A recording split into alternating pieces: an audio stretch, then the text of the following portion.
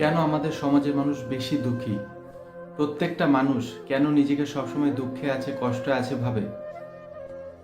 কেন দুঃখ পাই আমরা? দুঃখটা আসলে কি বোঝার সময় হয়েছে। এমনই একজন দুঃখে থাকা মানুষ একবার গৌতম বুদ্ধের আশ্রমে এসে উপস্থিত হয়। তিনি যখন গৌতম বুদ্ধের আশ্রমে আসে তখন গৌতম বুদ্ধ ধ্যানরত অবস্থায় ছিলেন। যখন তার ধ্যান ভঙ্গ হয় এবং সে তার শিষ্যদের বিভিন্ন জ্ঞানমূলক কথাবার্তা আলাপ করছিলেন, তখন সেই ব্যক্তিটি গৌতম বুদ্ধকে একটি কোশ্চেন করে যে আপনার মুখে সবসময় এমন হৃদয়স্পর্শী এবং মধুর হাসি বিরাজ করে কি করে? আপনাকে দেখলে মনে হয় যে আপনি সবসময় সুখে আছেন, দুঃখ আপনার জীবনে কোথাও নেই।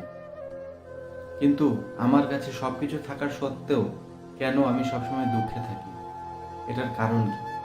তখন সেই গৌতম বুদ্ধ সেই ব্যক্তিটির দিকে তাকিয়ে মুচকি হাসে এবং একটি ঘটনা বলে যে একবার এক জমিদার তার চাকরকে নিয়ে এবং পরিবার নিয়ে সুখে শান্তিতে ঘর সংসার করছিলেন। সে তার চাকরকে খুবই বিশ্বাস করত।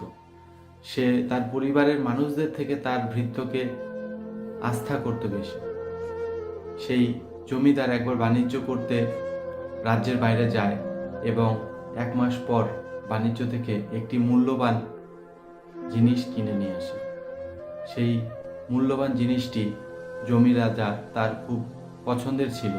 সে ঘরের একটি বিশেষ স্থানে সেটিকে রেখেছিল এবং শুধুমাত্র ভৃত্যকে বলেছিল যে তুমি প্রত্যেক দিন এটার যত্ন নেবে, এটাকে পরিষ্কার পরিচ্ছন্ন রাখবে, এটা আমার খুবই পছন্দের। সেই ভৃত্য বা চাকর প্রত্যেক দিন সেটার যত্ন নিত। একদিন সেটাকে পরিষ্কার করতে করতে অসাবধানতাবশত তার হাত থেকে সেটা পড়ে যায় এবং সেটা ভেঙে যায়।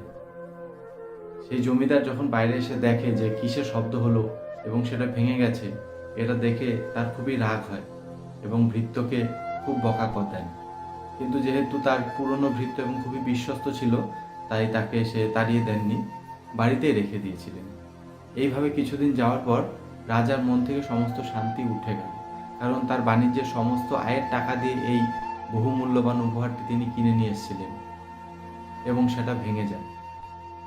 এই দুঃখে তার মন সবসময় খারাপ থাকতো, সবসময় দুশ্চিন্তা তার মাথায় ঘুরতো যে আমার এতগুলো টাকা লোকসান হয়ে গেল, এতগুলো টাকার বিনিময়ে আমি এই পছন্দের জিনিসটা কিনেছিলাম।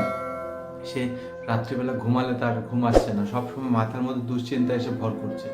এরমই এক রাত্রিবেলা সে ঘরের বাইরে পায়চারি করতে বেরোয় এবং দেখে যে যেই ভৃত্য তার উপহারটি ভেঙে দিয়েছিল সে নিশ্চিন্তে নাক ডেকে ঘুমাচ্ছে। তখন জমিদার ঘরে ফেরত আসে এবং ভাবে যে আমার জিনিস এই চাকর ভাঙলো, কিন্তু ও নিশ্চিন্তে ঘুমাচ্ছে, অথচ আমার কাছে এত টাকা থাকা সত্ত্বেও আমি কেন শান্তিতে ঘুমাতে পারছি না। তখন তার মাথায় একটি বুদ্ধি আসে এবং সকালবেলা সে তার ভৃত্যকে ডেকে বলে যে আমি এই মূল্যবান উপহারটি তোমার জন্য নিয়ে এসেছিলাম, তুমি এতদিন ধরে আমার কাছে আছো, তার পুরস্কার স্বরূপ তোমাকে দেব বলে, কিন্তু এটা যেহেতু অসাবধানতাবশত ভেঙে গেল, তাই কি আর করা যাবে, এটা তুমি পেলে না। এইটা বলে জমিদার তার পক্ষে চলে গেল বা তার কাজে ব্যস্ত হয়ে পড়ল। কিন্তু এটা শোনার পর থেকে সেই চাকরটির মনে শান্তি চলে গেল। সে প্রত্যেকটা সময় ভাবতে থাকলো যে এই উপহারটা আমার ছিল, এটা আমি পেতাম যদি আমার হাত থেকে এটা পড়ে না যেত, এবং সে নিজের ওপর দোষী ভাবতে থাকলো এবং নিজেকে গালিগালাজ করতে থাকলো যে আমার দোষে আজকে আমি এটা হারালাম।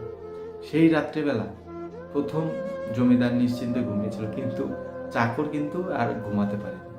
তার মনে সেই দুশ্চিন্তা ঘোরাফেরা করছিল যে এই মূল্যবান জিনিসটি আমি পেলাম না।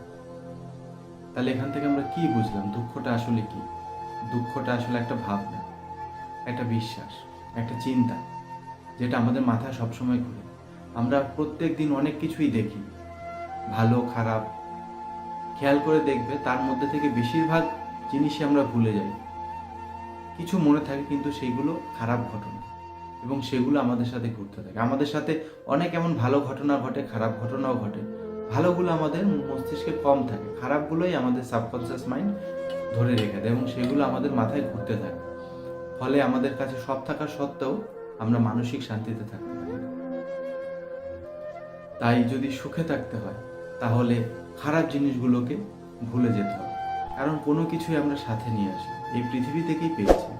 তাই কোনোটা যদি কোনো কারণে আমাদের থেকে চলেও যায়, তার জন্য দুঃখ পেয়ে লাভ নেই। এগিয়ে যেতে হবে যাতে আমরা আরও তার থেকে ভালো কিছু অর্জন করতে পারি, কারণ থেমে থাকা মানুষের জীবনও থেমে যায়। এগিয়ে চলা মানুষ সবসময় এগিয়ে যায় এবং অন্যদের থেকে এক ধাপ এগিয়ে থাকে। তাই যদি সফল হতে হয় এবং মানসিক শান্তিতে থাকতে হয়, তাহলে এই দুঃখ নামক যে ভাবনা, এটা আমাদের মাথা থেকে কয়েক মাইল দূরে রাখতে হবে এবং সব সময় অ্যাক্টিভ এবং পজিটিভ থাকতে হবে। তাহলে আমরা সব সময় মানসিক শান্তিতে থাকতে পারবো এবং সফলতার দিকে আরও এক ধাপ এগিয়ে যেতে পারবো।